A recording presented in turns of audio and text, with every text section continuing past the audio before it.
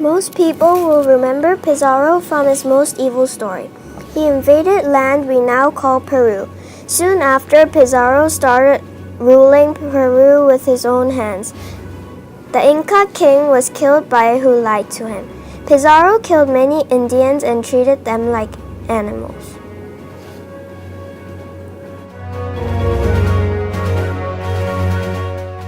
Francisco Pizarro wanted to come to the New World because he heard that the New World had many riches, and Pizarro also wanted to find his own fortune in the New World.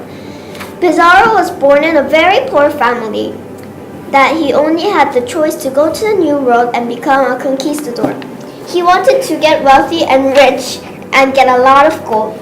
Francisco Pizarro set sail and lived on an island called Hispaniola for several years. This is a picture of Spain in 2011, and it is the statue of Pizarro in the new days. Francisco Pizarro grew up in Trujillo, Spain before he was an explorer. His father, Gonzalo Pizarro, was a colonel in the Spanish army and was a nobleman. His mother, Francisca, was a poor woman living in Trujillo, Spain. Pizarro grew up with little education and never learned how to read or write.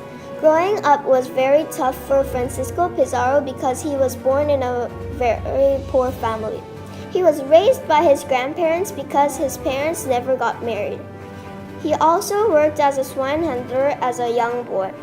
As such, he had a great many half-brothers, all sharing his name, but with different mothers.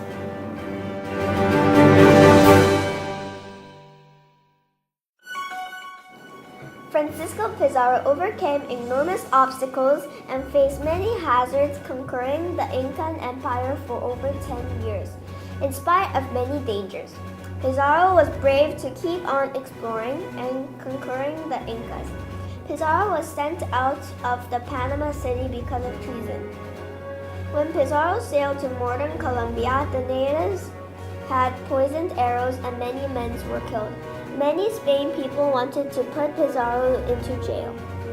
Pizarro was allowed to take over governance of Panama City, where Balboa had been working to build boats for an expedition to Peru.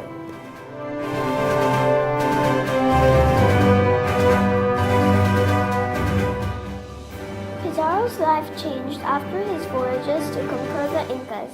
Pizarro got very rich. Pizarro's first voyage was largely not successful, so he got more greedy and wanted to travel and conquer other empires too. Pizarro also was born in a very poor family, and he worked as a swine handler as a young boy. Pizarro never learned how to read or write. When he was a young man, little in the way of inheritance, and decided to become a soldier. It is likely that he followed his father's steps to the battlefield of Italy before hearing of the riches of the New World. He first went to the New World led by Nicolas de Ovando.